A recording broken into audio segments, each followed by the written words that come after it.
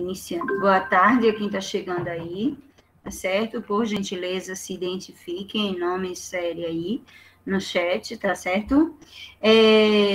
Retomando a minha fala anterior, vocês têm até amanhã, de meu dia, para elaborar no mínimo 5 questões e mandar para mim, tá? Para nota, para poder vocês aumentarem as médias de vocês e contribuírem com um quiz que eu vou fazer com os alunos que se prontificaram a aceitar o desafio de ler toda a coleção de Harry Potter e Percy Jackson, para ver qual deles que vão ganhar os box, tá certo?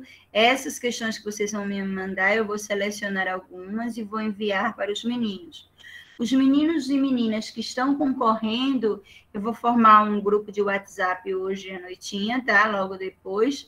E esse grupo de WhatsApp, eu vou compartilhar o quiz amanhã, em determinados horários.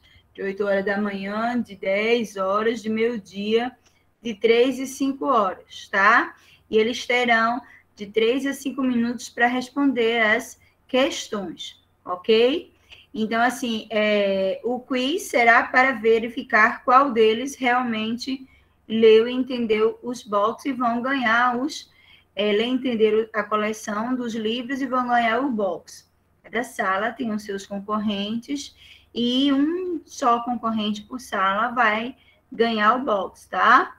Então, assim, como tem uma sala que não há nenhum participante do quiz, tem uma aluna que só leu 3 livros, por exemplo. Ela pediu para participar, mas ela vai concorrer com os meninos das outras salas também. Então, se ela tiver com a nota muito atrás, mesmo ela sendo a única representante da turma, ela não, no caso, não vai ganhar o box, porque ela só leu 3 livros, tá? Mas se ela até agora já leu mais e ela conseguir competir com os meninos na boa, aí sim ela pode ganhar da sala dela, tá certo? Mais alguma pergunta que a gente possa responder antes de começar a nossa aula? Alguém aí? Alguma pergunta? Não? Nós vamos começar hoje um assunto novo, tá, galerinha? Vamos começar a falar sobre uma nova geração estética de pensamento e de produção de arte e literatura, tá? Chamada arcadismo, e ela também possui outros nomes que a gente vai conhecer e vai entender por que são tantos nomes para uma única escola literária, escola artística. Maria Eduarda, o quiz, realmente qualquer uma das turmas poderia participar, mas o grupo participante foi fechado na semana passada. Durante a aula eu disse, quem for o participante, o representante da sua turma, mande para mim no WhatsApp o seu nome e a sua sala. Então, os candidatos mandaram os seus nomes, então eu já fechei os nomes e os livros que eles estão, tá? A lista já está fechada. Qualquer um poderia participar, mas já foi fechada a lista dos participantes, ok? Tá certo? Então, assim, foi antes da semana inteira de folga, e aí eu postei também no WhatsApp dizendo, gente, mandem para mim os representantes aí do quiz, Paulo. Isso eu venho pedindo há muito tempo, Paulo, não é agora, tá, meu anjinho? Então, você está faltando muita aula, tanto presencial quanto online, e também não está acompanhando o WhatsApp, porque eu venho pegando esses nomes há muito tempo, tá?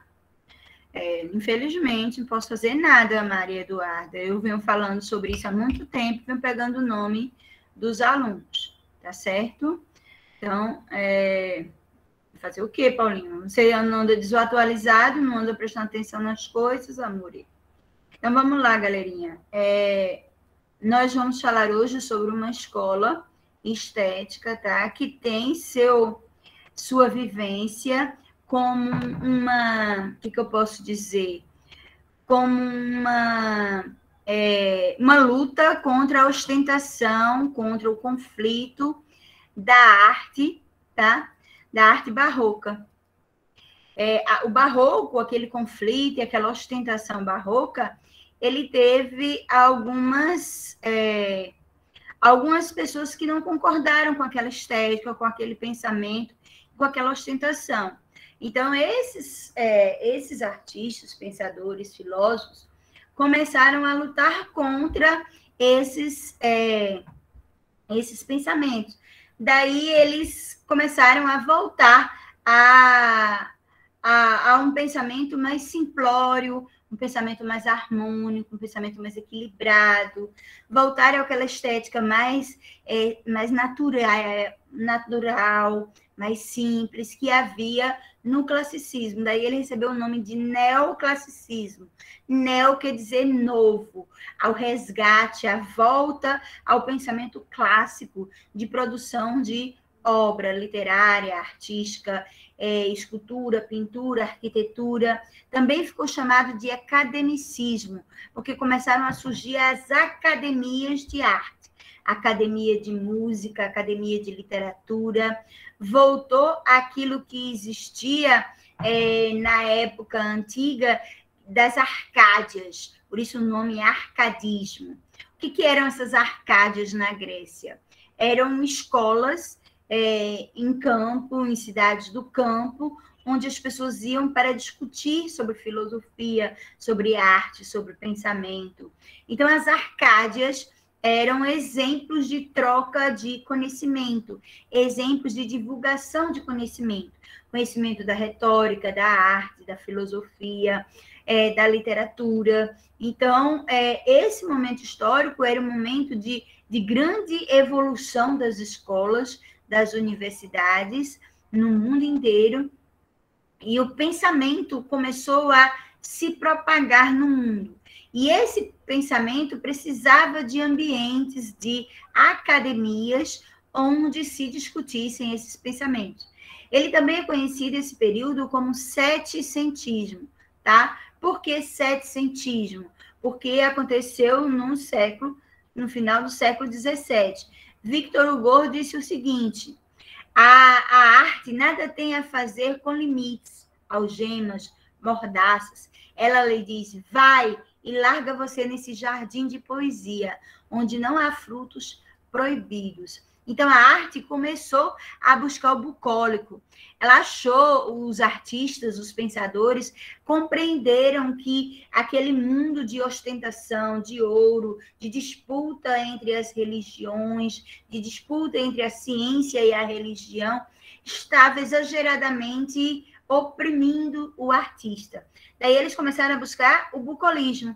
O que é esse bucolismo? É essa vida simples do campo, é essa vida junto da natureza, onde a natureza traz essa paz e essa simplicidade que o homem quer para si. O homem não quer mais essa ostentação de ouro que havia no barroco. O homem agora quer esse ambiente simples, natural, de diálogo, de conversa, de troca de conhecimento, mas sempre junto à natureza. Daí a natureza ser um ambiente muito presente nas artes, em todas as artes, na literatura, na arquitetura, na pintura e na escultura, e também no pensamento filosófico. Eles começaram, devido às grandes revoluções que estavam acontecendo no mundo, Revolução Cubana, que todas brasileira, a Inconfidência Mineira, que era a busca pela independência do Brasil, tá? Já nascendo ali no remodouro do seu nascimento, essas pessoas começaram a ser perseguidas por propagar esse pensamento. Daí eles começaram a criar o pseudônimo. O que é esse pseudônimo? É como se fosse um apelido para mim, para ninguém saber o que é que eu estou escrevendo, quem é que escreveu isso. E aí eles começaram a procurar pseudônimos de pastores gregos, tá? É o chamado... essa é uma característica do arcadismo. Os escritores têm esses pseudônimos de pastores, tá? E as palavras relacionadas à vida no campo, à vida pastoril, o que é pastor? É aquele indivíduo que sai pastoreando a cabra, o bode, o cavalo, o boi, pelo campo, tá? E o que é esse locus amoeno? Essa expressão latina, locus amoenos, quer dizer lugar aprazível, lugar agradável de se viver. Então, todas as artes, todos os pensamentos filosóficos buscavam esse lugar ameno, esse lugar agradável. E onde é esse lugar ameno e esse lugar agradável? Junto à natureza. tá? Uma outra característica é o pastoralismo, que é essa vida de pastores, de pastorear, de levar os animais de um lugar para o outro, e essa vida calma, serena do campo. O pastoralismo não só estava presente nos pseudônimos dos escritores, que eram perseguidos pelos revolucionários, mas também na vida, no tratar da vida, aquela coisa mais calma, aquela coisa mais simples, diferentemente do barroco, que era opressivo, que era exagero, hipérbole, muita figura de linguagem. Agora a linguagem é simples, não é muito complexa. A arte é mímese. O que é isso? Ela busca uma cópia da natureza, ela busca reproduzir a natureza, imitar a natureza. Tá? Tanto na literatura, na pintura, na escultura, pastoralismo e o bucolismo eu já expliquei, tá? É essa vida no campo, essa vida campesina, é esse valor à vida simples. O bucolismo já é estar junto da natureza, respirar aquela serenidade e a simplicidade da natureza. Mesmo quando você está na cidade grande, você pode ter uma vida natural, você pode ter flores na sua casa, você pode ter aquela calma e aquela simplicidade do campo, mesmo vivendo na cidade. O foco do homem natural, ou seja, o bon selvage, de Jean-Jacques Rousseau, tá? Já começa a surgir. O que é esse bon sauvage? Como Rousseau em francês fala. Significa em português o bon selvagem. É aquela valoração do homem do campo, do homem da natureza, a valoração do índio, do nativo, tá? Surge aí o início, o germe do nacionalismo que vai eclodir depois no romantismo. Então, Jean-Jacques Rousseau, um francês, um filósofo francês, ele começou a propagar as ideias do bon sauvage, ou seja, aquele homem que vive na natureza, que é um selvagem, que não tem aquele refinamento social da vida nas grandes cidades, que não tem aquele exagero naquelas roupas. Lembra daquelas roupas que eu mostrei a vocês do barroco? Aqueles homens de ombreira, de peruca, de salto alto, de ouro nas roupas, aquelas roupas pesadas, até nas crianças. Então, agora não, agora é a vida mais simples, a vida do campo. Como eu falei antes, essa simplicidade também está presente na linguagem. Então, como o arcadismo, o setecentismo, o neoclassicismo tem essa vibe, essa coisa de buscar o clássico, buscar a vida grega, os temas gregos, daí eles usam essas 5 expressões latinas. Por que latinas? Porque a nossa língua é latina, a nossa língua vem da origem romana. E aí essas expressões latinas têm mais a ver com a gente do que as expressões gregas. E que expressões latinas são essas que sempre aparecem nos vestibulares, tá? São essas 5 aqui, fugere urbem. Tá? É a fuga da cidade. Diga, meu amor, fale. É uma coisa. Muitas das palavras que a gente conhece é derivada do grego, mas o latim, ele veio de onde? A senhora sabe dizer? Sim, meu amor, claro que eu sei. Espera aí, deixa eu lhe explicar. Tá? Voltando aqui para falar da história da língua, da origem da língua portuguesa, tá?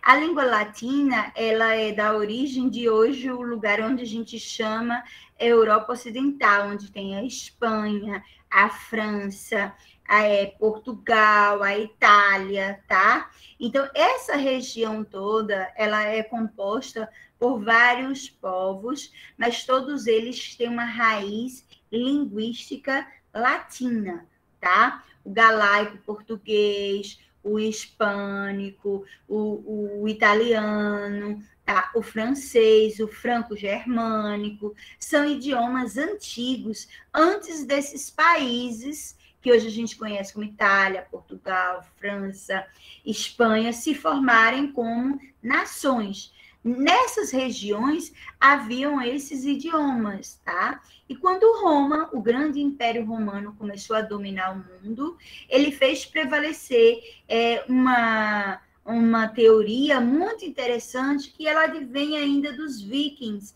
Os vikings tinham esses hábitos também, de quando conquistavam um lugar, conquistavam uma nação, uma cultura, um país, os romanos, eles absorviam a cultura daquele povo. Por isso que existe a mitologia latina, existe a mitologia grega e a mitologia romana. A mitologia romana nada mais é do que uma absorção de Roma da mitologia grega. Quando ela conquistou a Grécia, quando Roma conquistou a Grécia, eles absorveram aquela cultura, acharam interessante a mitologia grega e absorveram, fizeram as modificações e transformaram essa cultura, essa mitologia em uma mitologia latina. Mudaram as palavras, os nomes dos deuses, mudaram uma outra característica dos deuses e adequaram à cultura romana, tá? E também aconteceu isso com os idiomas. Eles foram absorvendo palavras do galaico, português, do franco-germânico, do hispânico, de vários idiomas dessas regiões que ele foi conquistando, tá? Dos celtas, dos druidas. E aí eles foram compondo essa Com licença, parou um pouquinho, parou. Druidas são o quê? São magos? Druidas é um povo e uma cultura, tá? Assim como os celtas é um povo e uma cultura, assim como os muçulmanos é um povo e uma cultura, os druidas também é um povo e uma cultura. Os druidas e os celtas foram povos europeus que mais resistiram às invasões romanas, tá? Eles não se deixaram dominar por Roma, eles viveram de forma independente em meio a todo aquele grupo de conquista. Tá? Os celtas e os druidas estão muito relacionados à questão dos vikings, à questão do vicano, dos bruxos, do lidar com a natureza, dessas descobertas das artes místicas. Hoje em dia, ainda na França, existem pequenas cidades, pequenas colônias de druidas, de pessoas que buscam o conhecimento da natureza, das árvores, das plantas, das composições mágicas, digamos assim, tá? Voltando à questão do idioma, do latim, tá? Roma compôs esse grande repertório desses idiomas que existiam nas regiões que ele foi conquistando, ele compôs esses idiomas no latim, tá? Existe o latim clássico, que é o latim que foi escrito onde Homero escreveu suas histórias. Então, de Virgílio, de Homero, grandes escritores da época. Então, a nossa gramática, ela é oriunda, ou seja, ela surge a partir desses escritos de Virgílio, de Homero, que é do latim clássico. Mas a nossa fala, a nossa comunicação, a nossa língua diária, ela vem do chamado latim vulgar. O que é esse latim vulgar? É o latim que era falado pelo povo, o latim que era falado pelas comunidades simples. E aí o português de Portugal, que inicialmente era galaico-português, passou a ser português, tá? E foi esse português que chegou ao Brasil. Era um português que teve origem nos vários idiomas que compunham o latim, tá? Então, nós somos filhos do latim. O nosso idioma é um idioma, assim como o francês, assim como o italiano, assim como o francês, assim como o portunhol, o galaico, são idiomas, o galego, são idiomas oriundos da língua latina, tá? Por isso que é tão fácil a gente ouvir uma pessoa falar em espanhol, muitas palavras a gente conhece. Se vocês assistem um filme francês, 55% do que ele vai falar, você vai entender. O espanhol já chega a 60%, 65%, você consegue entender. Professora, com licença. Diga. Desviando um pouco da rota, a senhora que bateu um pouco na história dos vikings ali atrás, a senhora sabe dizer por que eles colocavam aquelas cabeças de cobra na frente dos barcos deles? Cabeça de que, amor?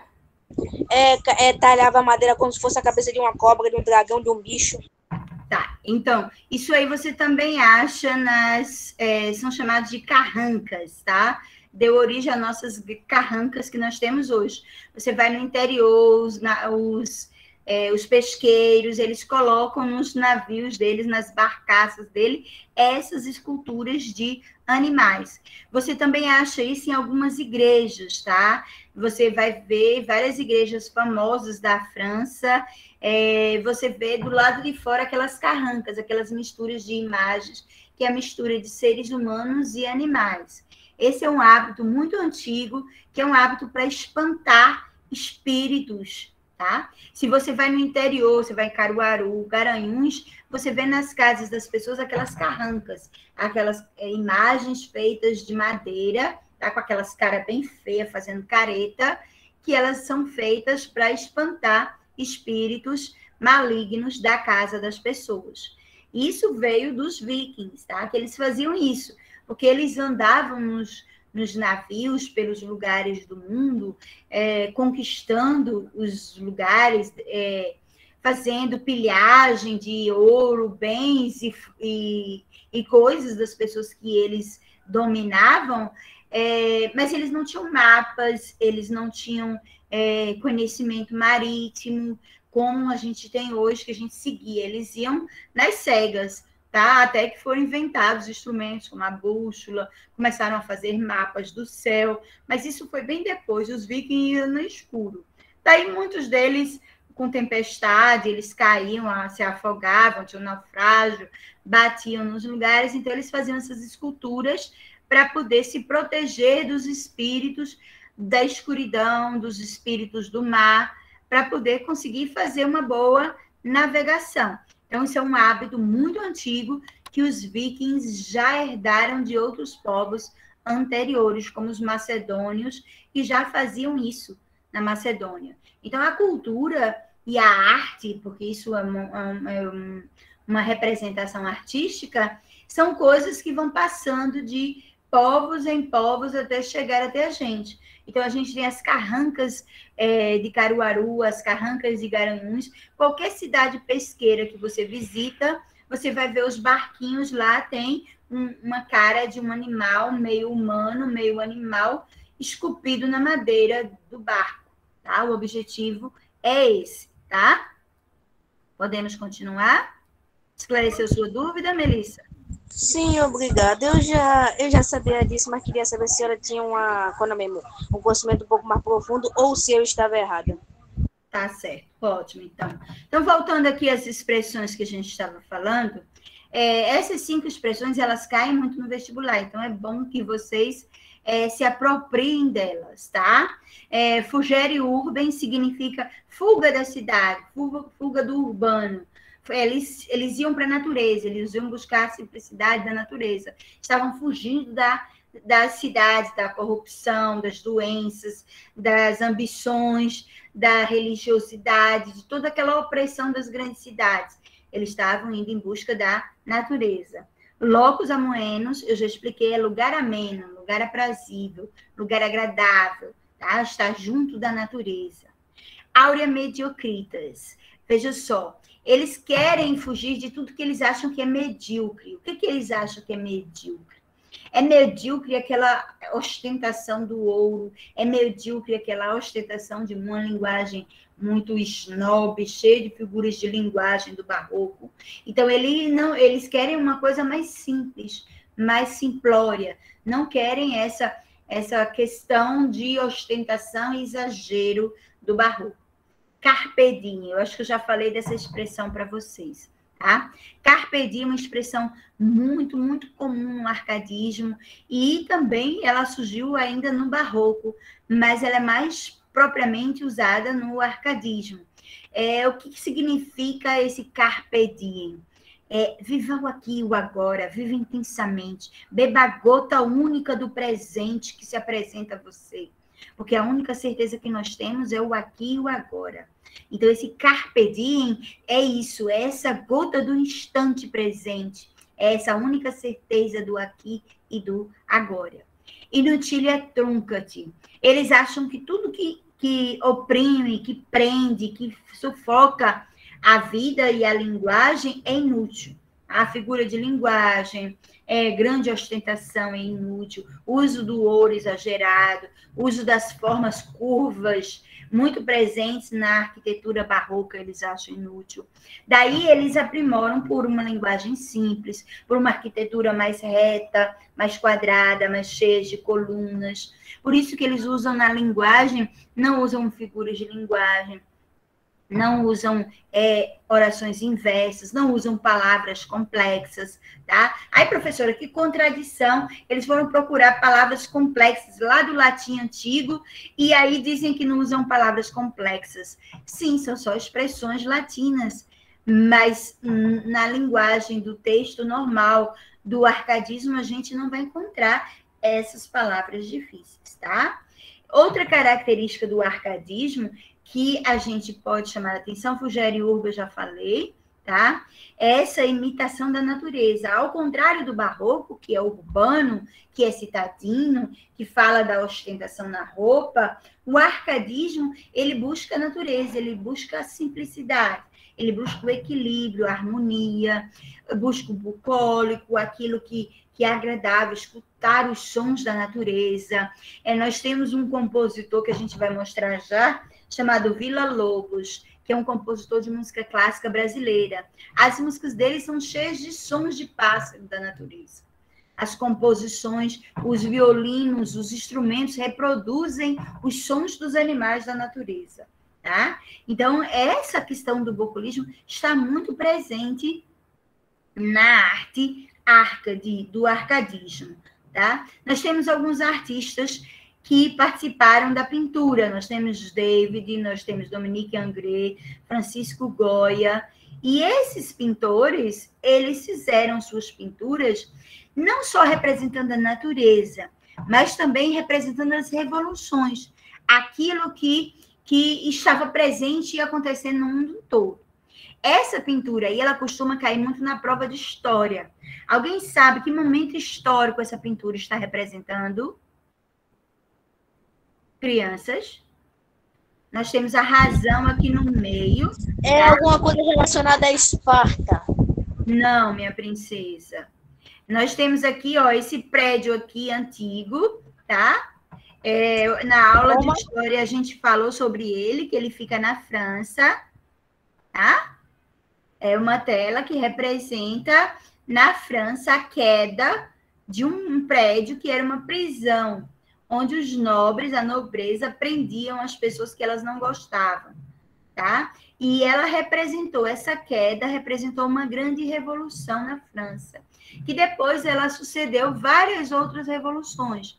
A Revolução Americana, a Revolução Cubana, a Inconfidência Mineira aqui no Brasil, o ideal de independência, as três palavras, liberté, igualité, fraternité, que foram propagadas por Montesquieu, tá?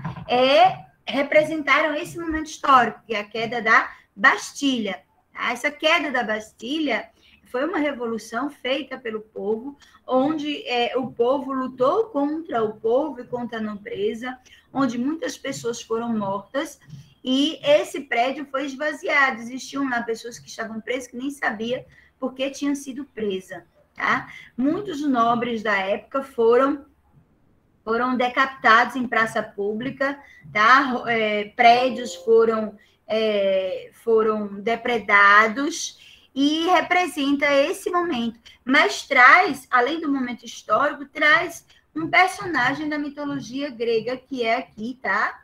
Que é aqui a razão, a verdade, tá? Que é a deusa que representa tanto a guerra quanto o conhecimento, que representa tanto a luta, a batalha, quanto a razão, tá? E ela foi o símbolo dos homens livres. Essa Revolução Francesa, ela desencadeou aqui no Brasil a nossa Inconfidência Mineira, que foi o germe da nossa independência.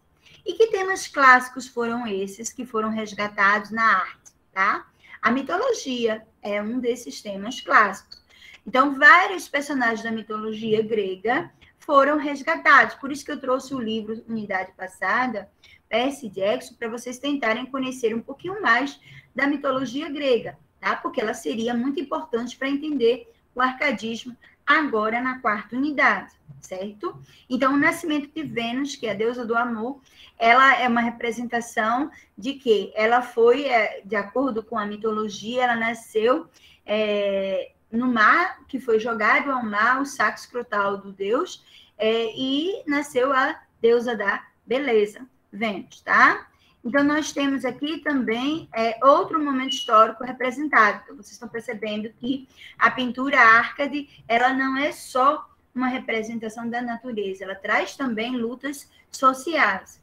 Então, aqui nós temos o juramento de Horácio, tá? Jean-Jacques David, ele fala dessa questão que houve no Louvre, em Paris, um julgamento de um personagem da história da Roma Antiga que inspirou, tá, toda essa batalha, essa luta por liberdade no mundo. Tá? No Salão de Paris, em 1784, aconteceu esse julgamento de personagens que estavam lutando pela liberdade dos homens, para que não houvessem tantas pessoas oprimidas na sociedade. Outro personagem que foi retratado pela pintura Árcade foi, alguém reconhece esse personagem, sabe quem é esse ser? Eita, tem um nome dele aqui. Quem é esse personagem? Napoleão. Napoleão Bonaparte. Ele também foi um representante da França, tá? Um representante de um momento histórico francês, que inicialmente era a busca da liberdade. Depois foi a opressão de outros povos, mas inicialmente Bonaparte queria a liberdade dos povos. Outro momento histórico representado é a morte de Sócrates. Sócrates é um grande filósofo, tá? Ele trouxe várias ideias que inspiraram vários artistas, vários escritores como Michelangelo, Rafael, Diderot, e artistas mais no nosso presente, Sócrates influencia, como nós temos o nosso Pondé, nossos filósofos atuais que divulgam o pensamento de Sócrates, que é aquele pensamento de que o conhecimento, que a razão traz paz para a gente. Quanto mais saber a gente tem, mais paz a gente sente, mesmo sendo contraditório, porque quanto mais a gente sabe, mais a gente tem a noção de que tem coisas para a gente aprender. Mesmo sabendo dessa contradição, ele prega que a sabedoria, que o conhecimento traz paz e faz com que o ser humano se torne um indivíduo mais pacífico. Aqueles seres mais agressivos, mais violentos, que querem briga, que querem pau, são aqueles seres mais ignorantes, que não têm conhecimento. Aquelas pessoas com maior conhecimento, elas são pacíficas, elas respeitam o outro, respeitam as diferenças. Só os ignorantes é que querem sobrepujar os outros e dizer que são melhores do que os outros. Os sábios, os conhecedores, reconhecem que eles nada sabem. Lembra daquela frase, só sei que nada sei, tá? Isso é o exemplo da humildade de quem sabe muito, tá? Porque quem não sabe nada acha que é o bambambam que sabe mais do que todos, que são os ignorantes. E aí, quem são esses personagens que aí estão ouvindo a última aula de Sócrates, tá? São seus discípulos, tá? Nós temos Platão, nós temos Aristóteles, nós temos personagens, outros filósofos que depois escreveram, que eram alunos, que eram discípulos de Sócrates, tá? Que estavam ouvindo, bebendo da sua fonte. O Cupido e Psique. Cupido é um personagem também da mitologia grega, que é como uma representação de um anjinho, que na maioria das vezes ele tem um arco e uma flecha, e que flecha o coração dos humanos para trazer o amor. Psique é uma personalidade também da mitologia grega, em que ela foi sequestrada, ela foi raptada, tá? Para ser propriedade de Hades, e depois ela foi libertada por Cupido. Tá? Então, nós temos Andrômeda lamentando a morte de Heitor. Heitor é um personagem de Homero, que vocês vão conhecer, quem for ler Odisseia, tá? É um grande cavaleiro que lutou contra Aquiles e que foi morto, tá? Por Aquiles. Heitor era considerado um grande estrategista de guerras, tá? Imbatível, que defendeu Troia para o exército muito mais poderoso que ele. O exército de Menelau era muito grande, muito poderoso, e Heitor, com as suas estratégias, conseguiu proteger Troia por muito tempo, até que Aquiles entrou na guerra. Aquiles entrou na guerra por causa de um primo dele, um primo aprendiz, que quis participar da guerra, mas Aquiles não quis permitir que ele participasse. Então, o que esse primo fez? Enquanto Aquiles namorava, esse primo vestiu a roupa de Aquiles e foi para a guerra. E lutou, Heitor, achando que era Aquiles que estava lutando ali, foi lá lutar contra ele. E acabou matando o primo de Aquiles. Somente por causa disso, Aquiles entrou na guerra, tá? E aí matou Heitor e conquistou Troia. Aqui nós temos outra personalidade, tá? Rogério libertando Angélica. É outra personalidade, só que da mitologia grega, não. É da mitologia druida. O personagem Rogério é um personagem que ele montava seres mitológicos, que esses seres, ele cortava a cabeça desses seres, para esses seres não irem para seus destinos, não fugirem dele, se tornarem seus eternos escravos.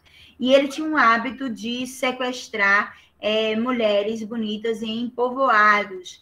E muitos povoados, com medo desse personagem Rogério, davam aquelas personagens, aquelas mulheres, como oferenda para ele.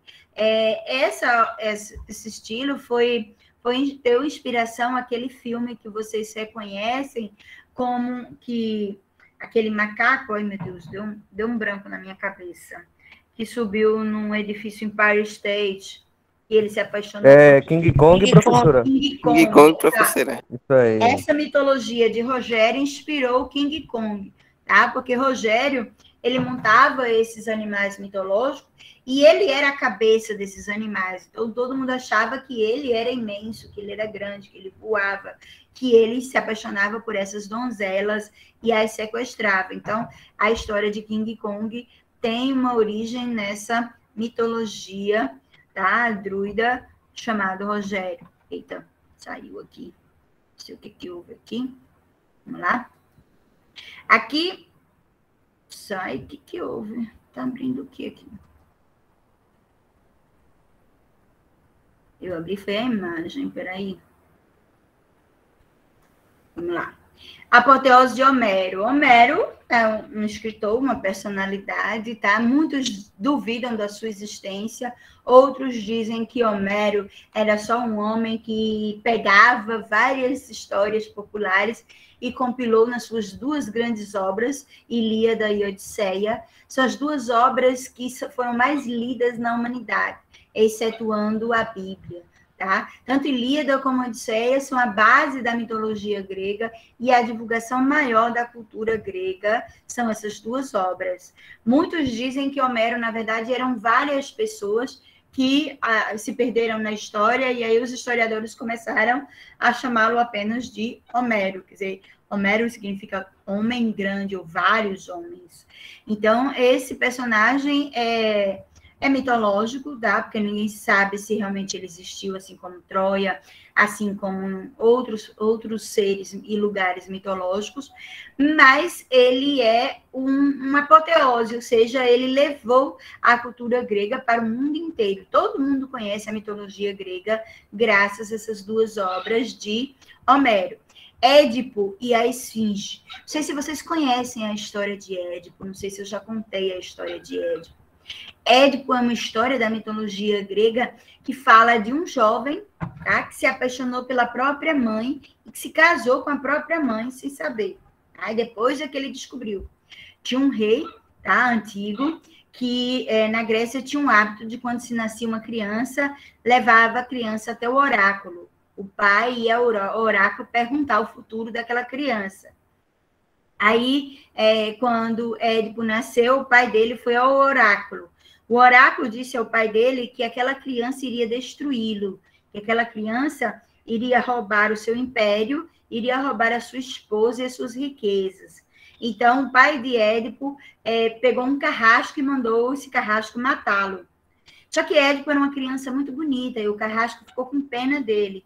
E aí o carrasco colocou Édipo numa cestinha e jogou no rio abaixo. Tá? E aí a correnteza levou o rio. E aí Édipo foi criado por um casal de colonos, de idosos, que não podia ter filhos. E Édipo foi criado com muito carinho por esse casal, e no futuro ele começou a perceber que o pai dele, ele não sabia que era pai dele, né, que era o rei do lugar, era um cara muito opressor, que estava destruindo as pessoas, explorando as pessoas. Na verdade, aquele homem tinha ficado com um sentimento de culpa muito grande por ter destruído, ter matado seu próprio filho. O caçador, o carrasco, levou um coração de bode no lugar da criança para esse rei. E aí esse rei ficou amargurado para o resto da vida e estava destruindo o povo. E Édipo, já um adolescente forte, imperioso, lutador, que conhecia a natureza e conhecia todo mundo, era muito agradável, ele acabou se tornando chefe de uma revolução que destronou o rei do lugar, que era seu pai, e ele não sabia. E aí, quando ele foi matar a rainha, ele achou a rainha muito jovem, muito bonita e muito triste. Daí ele ficou com pena dela. E aí se tornou o protetor da rainha. E acabou se apaixonando por aquela rainha e se casando com ela. Quando um dia a rainha estava deitada, já com uma criança no colo, a rainha e eles começaram a olhar para a criança e dizer que iriam levar a criança para o oráculo. Aí ela disse, não, pelo amor de Deus, o meu ex-marido, o rei, levou meu filho para o oráculo e eu nunca mais vi meu filho. Não faça isso, por gentileza. Aí ela começou a contar a história dela. E o Édipo começou a contar a história deles. Aí eles foram procurar o carrasco. E o carrasco contou que não matou a criança, mas sim, como o rei já estava morto, ele se sentiu livre de contar. Mas liberou a criança numa cestinha no rio, que não sabia onde essa criança estava. E aí Édipo lembrou que seus pais tinham encontrado ele numa cestinha no rio. E aí eles começaram a chorar, um olhando para o outro, e se reconheceram como mãe e filho. E eles estavam com o filho nos braços. Então, a psicologia de Freud, de Jung, de Lacan, que são grandes psicólogos, começaram a considerar essa figura mitológica Édipo como a patologia que tem quando nós temos um filho muito apaixonado pela mãe, um filho que compara as namoradas, as esposas, as pessoas da rua com a mamãe. Aquele conhecido filhinho da mamãe, que toda menina conhece, tá? Aquele filhinho da mamãe, que nenhuma mulher é boa o suficiente, é bonita o suficiente, como a sua mamãe, tá? Então, é chamado de síndrome de Édipo. Então, essa é a mitologia de Édipo. A Bíblia, ela copia um pouco essa história de Édipo em relação a Moisés, tá? Colocaram Moisés numa cestinha, assim como Édipo foi colocado numa cestinha. Essa parte da história de Moisés foi, entre aspas, copiada da mitologia de Édipo. Vênus é outra imagem aí de Vênus, outra figura, tá? Como vocês percebem aqui, duas coisas estão presentes na pintura Árcade, que é o quê? A reprodução de personagens da mitologia grega e a apresentação do nu. Outra coisa é o uso das cores primárias, das cores simples. Aqui é Paris e Helena. Paris e Helena, assim como Heitor e Aquiles, são figuras de Troia. Aqui nós temos Helena de Troia e nós temos Paris, que é o arqueiro, irmão de Heitor, que era o guerreiro, e Paris era o bonito, o cara que era conquistador, mas que não era guerreiro, e que acabou sendo o assassino de Aquiles, tá? Porque ele acabou, e como ele era arqueiro, ele conseguiu, desesperado, porque Aquiles matou o seu próprio irmão, o seu grande guerreiro e herdeiro de Troia, ele foi e conseguiu mandar uma flecha no calcanhar de Aquiles. Não sei se vocês conhecem a história de Aquiles. Aquiles é um semideus, tá? Filho de uma humana e um deus. E a humana e Aquiles estavam sendo perseguidos pela deusa, que era esposa do pai de Aquiles. E aí, o que ela fez? Ela pegou a criança e levou para o rio Estige e deu um banho em Aquiles no rio Estige para ele se tornar mais forte. Só que ela segurou pelo calcanhar da criança e aí deu um banho no resto do corpo. E o calcanhar de Aquiles era o único lugar humano que Aquiles tinha, um lugar frágil. Aí surgiu a expressão calcanhar de Aquiles. É aquela coisa, aquele lugar onde você se torna mais frágil, tá? Aqui é uma outra representação de um momento histórico, que é a morte de Marat. Tá? Os cidadãos franceses tinham o conhecimento da história de Marat, que era um grande escritor, e esse escritor da literatura francesa, ele reproduzia e divulgava as ideias da Revolução, e ele foi morto. E aí Jean-Jacques Davy, ele reproduziu em pintura a morte do escritor famoso Marat. Marat deu uma origem aos usos dos pseudônimos, que depois são usados pelos escritores brasileiros, tá? Tomás Antônio Gonzaga e Cláudio Manuel da Costa usam esses pseudônimos graças a Marat. Essa busca da simplicidade, ela está muito presente na pintura de Dominique Ingres, tá? Essa busca de fatos do cotidiano, de atividades do cotidiano, uma mulher que vai buscar água para o seu banho, uma mulher que está fazendo o seu toalete, tá? Para ir dormir. Então, são eventos do dia a dia, do comum da vida. Goya é um escritor que já começa a trazer algumas características do romantismo, tá? Ele está entre o arcadismo e o romantismo. Alguns críticos dizem que Goya é romântico, outros críticos dizem que ele é árcade. Então, nas provas do vestibular, Goya aparece sempre representando essas duas escolas estéticas, o arcadismo e o romantismo. Ele traz o surgimento para a pintura, ele é espanhol, tá? E ele traz o surgimento da pintura de uma coisa chamada o feio, a pintura do feio, tá? Então, não são só mulheres bonitas que são representadas, tá? Mulheres feias também, doença, morte, começam a ser também motivo de representação na arte, tá? Aí nós temos as velhas de Goya, traz o quê? Traz a doença, a velhice, a morte, que antes não era representada na pintura, e agora Goya traz para a pintura, tá? A escultura Arcade também segue a linha da pintura de representar personagens da mitologia grega, de valorizar o nu, corpo nu, tá? Mas também traz uma característica barroca da escultura. O que é? É o uso do mármore. Tá? O granito e o mármore ganhou muita força com o barroco. E aí os escultores árcades também usam esses materiais, certo? Então, nós temos uma característica que ainda é barroca e nós temos uma característica nova, que é a árcade, que é a representação das personagens da mitologia grega. Na arquitetura, diferentemente do barroco ou da escultura, houve uma revolução muito grande em relação ao barroco.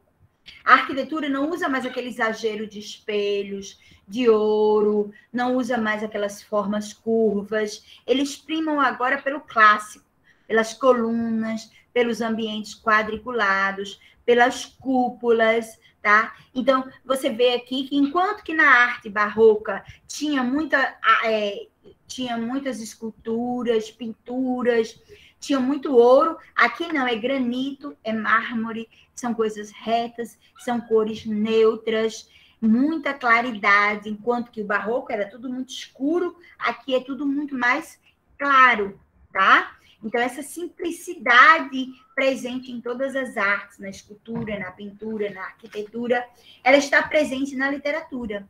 O Arco do Triunfo foi feito nesse período. É um monumento que está na Champs-Élysées, é o final da Champs-Élysées, a entrada da cidade de Paris, é um lugar onde Paris foi conquistada ou reconquistada por Napoleão Bonaparte, tá? E é um marco da escultura no mundo, tá? É um arco muito alto, cheio de esculturas e desenhos, e que as pessoas que vão a Paris conseguem subir e ver a cidade inteira aqui de cima, do seu posto máximo de observação.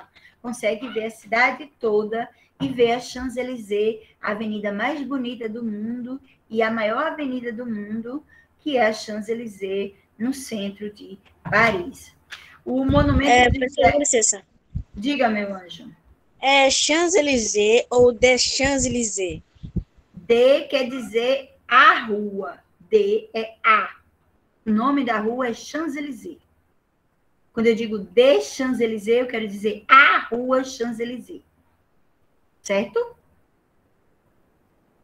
Compreendo. O monumento memorial a Jefferson é aquele monumento que aparece naquele filme Uma Noite no Museu, onde tem uma escultura imensa de George Jefferson aqui, tem um lago na frente, tá?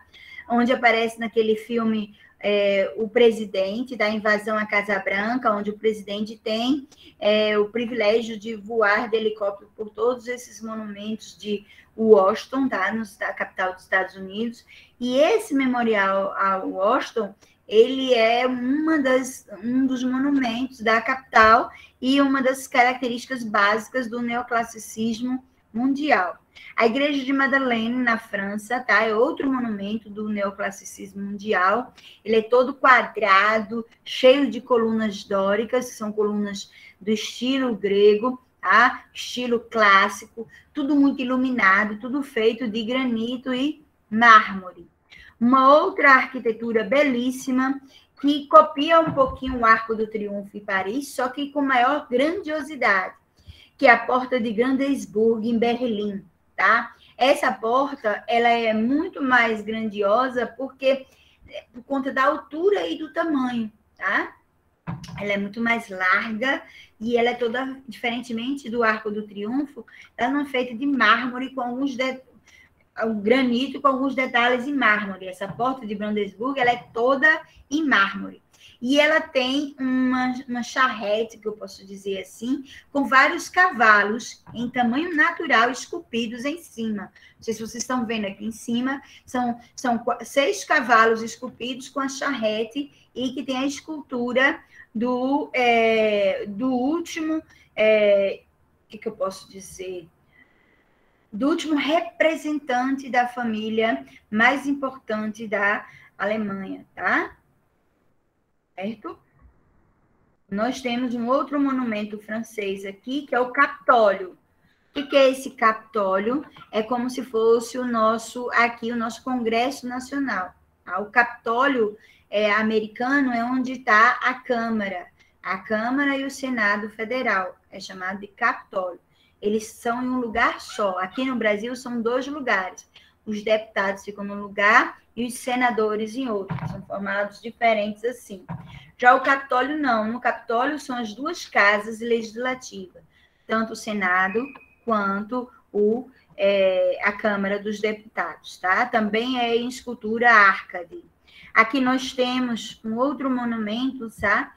Que é o Candlestick House, que ele já é um pouco mais, assim, sofisticado do que os outros, porque traz desenhos no teto, que é uma característica barroca, mas eu queria chamar a atenção de vocês para um detalhe. Essas colunas aqui, elas foram feitas com mármores trazidas da Grécia. Então, são mármores antiquíssimos, tá? Não são mármores atuais desse período aqui, tá? De 1700. São mármores antiquíssimos, ainda pré-cristianismo ainda, que eles trouxeram da Grécia Antiga, da Macedônia Antiga, que estavam em monumentos que tinham sido destruídos. Eles pegaram esses mármores e construíram esse espaço aqui, tá? Aqui no Brasil, nós temos o Palácio do Itamaraty, no Rio de Janeiro, que já foi a casa do imperador, do presidente da República, quando o Rio de Janeiro era a capital do Brasil. Nós temos o Palácio Imperial de Petrópolis, que também foi um palácio real e também de presidente, o Palácio do Campo. Hoje a gente tem o Palácio do Torto, que é o Palácio do Vice-Presidente, lá em Brasília, que é o equivalente ao Palácio de Petrópolis, onde ficava a Casa de Campo e era usada pelos vice-presidentes ou os herdeiros do imperador, tá? Então, isso aqui são monumentos no Brasil que são do neoclassicismo. Aqui em Recife, que monumentos nós temos da arte neoclássica? Nós temos o Teatro Santa Isabel, que fica na Praça da República, tá? O nosso Teatro Santa Isabel, ele é todo em arquitetura neoclássica. Se for possível, eu estou tentando contactar o meu amigo que é maestro da orquestra. A orquestra está voltando a funcionar, mas eu não sei se eles vão voltar com os concertos de estudante. Estou tentando contactá-lo para ver se a gente consegue, e aí eu vou levá-los para assistir a Orquestra Sinfônica do Recife e conhecer a Praça da República e o Teatro Santa Isabel. Essa foto aqui foi retirada lá quando eu estava com os meus alunos assistindo o concerto, tá? Da Orquestra Sinfônica do Recife. Esse é o teatro. Esse lustre aqui do Teatro Santa Isabel, ele foi doado pelo rei da França, tá? Em 1719, quando o teatro foi inaugurado, e aí a gente recebeu aqui várias personalidades do mundo inteiro que iriam assistir as palestras aqui, por exemplo, de Gilberto Freire, de personalidades que lutavam pela independência do Brasil, pela abolição da escravatura. Muitos abolicionistas declamaram nesse palco aqui. Muitas pessoas que lutavam pela independência do Brasil também declamaram aqui. Esse palácio, esse teatro lotava para ouvir essas personalidades na época do arcadismo, na época que esse teatro foi inaugurado. Aqui, perto do palco, nessa parte aqui de cima do palco, aqui tem várias esculturas que representam, tá, esse momento histórico do teatro. Essas esculturas são feitas também em ouro, aqui nesses arcos do teatro, que dá a entrada para os camarotes, eles também têm detalhes em ouro também, todos esses arcos. Tem uma curiosidade interessante nesse teatro, que aqui nessa terceira cúpula aqui, desse terceiro camarote, conta-se que uma jovem estava assistindo o teatro, uma jovem nobre da nobreza pernambucana, na época das declamações da independência do Brasil, ela estava aqui em cima, e enquanto sua mãe conversava com o seu companheiro do lado, a criança se jogou, tá? A criança caiu e morreu. E conta a história que ainda dentro do teatro se escuta o choro dessa criança. Essa lenda foi me passada pelo meu ex-marido, que era músico da Orquestra Sinfônica do Recife, tocava fagote aí, e ele contou essa história para mim e eu nunca mais esqueci. Fui pesquisar nos documentos antigos do Diário de Pernambuco, tentar obter mais detalhes se realmente esse fato aconteceu ou se era só lenda dos músicos da orquestra. O fato aconteceu mesmo, a criança morreu, a história dela chorar ainda hoje pelo teatro é a parte lendária da história, tá? Na música, a música eu vou mostrar a vocês agora. Cadê? Vocês estão me vendo? Vocês estão me vendo, crianças? Sim, professora. Eu vou mostrar a vocês agora uma pequena mostra da música Arcade, a música do arcadismo. É uma composição do brasileiro Villa-Lobos, tá? As Baquianas, número 1. É só para vocês terem um gostinho da música, eu vou mostrar só uns minutinhos para vocês compreenderem um pouquinho da música brasileira que faz sucesso no mundo inteiro. Várias orquestras de câmaras do mundo tocam essa música que foi composta por um brasileiro nesse período.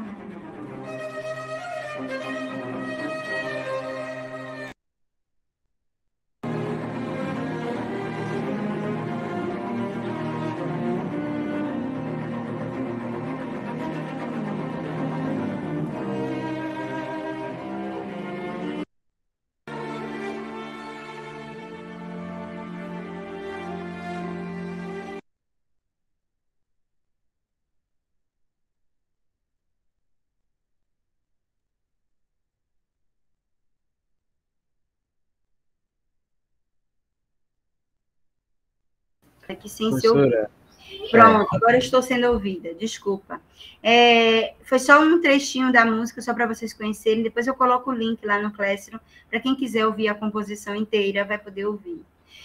A música do arcadismo, a música neoclássica, ela teve umas inovações, tá? De música de câmara, onde surgiu pequenos concertos de poucos instrumentos que começaram a acontecer nas igrejas, nos palácios, nas praças públicas, tá? Então, essa música começou a sair mais dos teatros e começar a se presentificar em vários lugares das cidades, tá? Hoje a gente tem ali no Marco Zero, quando não está em pandemia, várias apresentações de músicas de câmara. Nós temos nas igrejas, nós temos nos palácios, no Palácio do Campo das Princesas, sempre tem apresentações de música. Então, a música ela está presente, a música de sonatas, as músicas neoclássicas foram compostas. E elas têm o hábito de uns instrumentos conversarem com os outros. Essa baquiana número 1 de Villa-Lobos, ela só é tocada por contrabaixos, tá? Que são aqueles instrumentos. Nós temos o violino, nós temos a viola, que é um pouco maior que o violino, nós temos o violoncelo, o cello, e nós temos o baixo, tá? Em termos de tamanho, quantidade de cordas. Então, são os instrumentos de cordas que representam essa música, tá?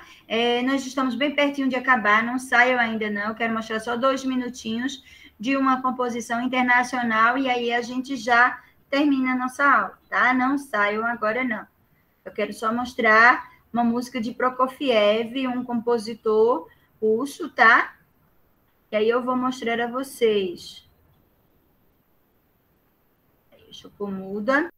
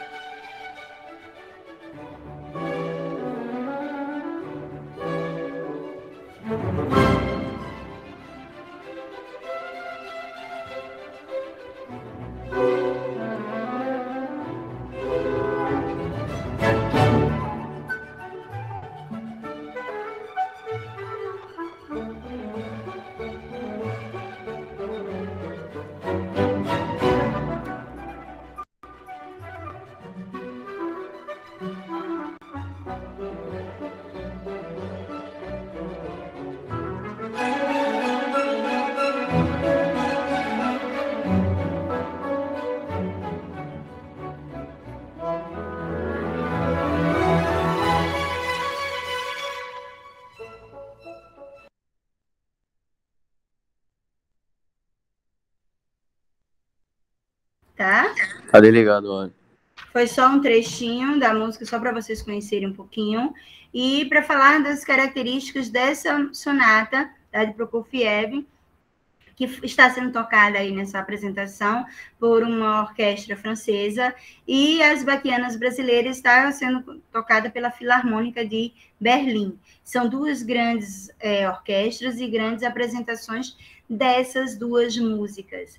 Por que essas músicas representam as características do arcadismo, que depois a gente vai estudar nas obras compostas para o Brasil, como a Uruguai, Caramuru, Vila Rica, Marília de Disseu, cartas chilenas, todas essas características nas artes que a gente apresentou aqui, a gente vai identificá-las nas obras que a gente vai estudar em sala de aula, que foram as composições da literatura brasileira. Que características são essas? Retomando aqui rapidamente.